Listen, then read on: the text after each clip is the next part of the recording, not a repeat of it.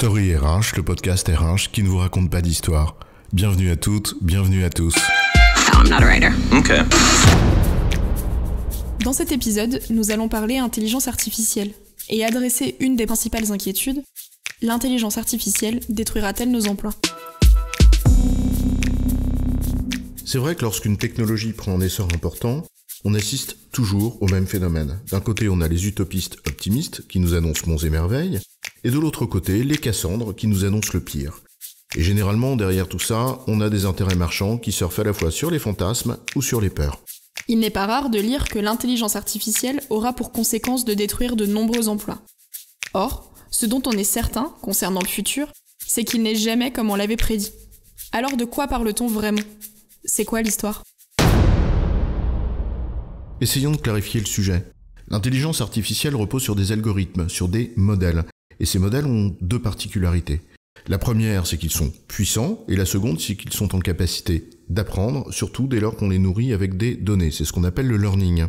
Ou l'apprentissage, en français. Oui, en français si tu veux. La force de l'intelligence artificielle réside d'abord dans la pertinence du modèle.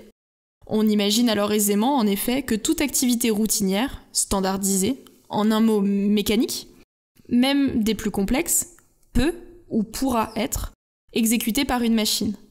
Mais est-ce que ça signifie que tous les métiers disparaîtront ? Alors, non, justement, certainement pas. En fait, quand on croit cela, c'est qu'on réduit l'exercice d'un métier, qui se traduit par un poste, concrètement pour une personne, à la seule exécution de tâches totalement standardisées, sans aucune forme d'autonomie. Et c'est d'ailleurs cette absence d'autonomie, sur le papier, qui est source de mal-être au travail, mais aussi d'inefficacité des processus. Lorsque le modèle qui a été pensé se heurte au mur du réel. Même des métiers d'apparence simple exigent une marge de décision. Celle-ci intervient d'abord lorsque le modèle ne colle pas à la situation, et surtout lorsqu'intervient par exemple un imprévu. Oui, et ce qu'on est en train de dire là, c'est que tous les métiers, effectivement, ne disparaîtront pas. Pour autant, en revanche, est-ce que tous les métiers ne risquent pas d'évoluer avec l'intelligence artificielle, puisqu'elle va prendre en charge finalement progressivement les tâches ou les activités qui sont mécanisables ? Si, tout à fait.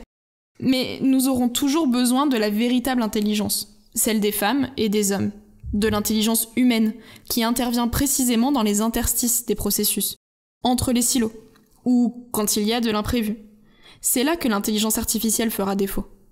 Alors oui, et ceci ne conduira pas à ce que chacun soit encore plus expert, mais bien au contraire, qu'il soit en capacité de développer une vision holistique, une vision globale de son métier.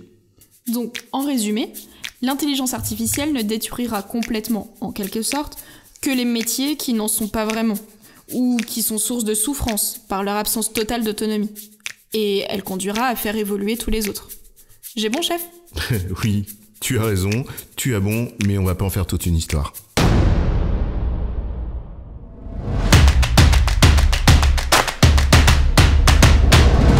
Story RH, le podcast RH qui ne vous raconte pas d'histoire. Retrouvez tous les épisodes sur storyrh.fr.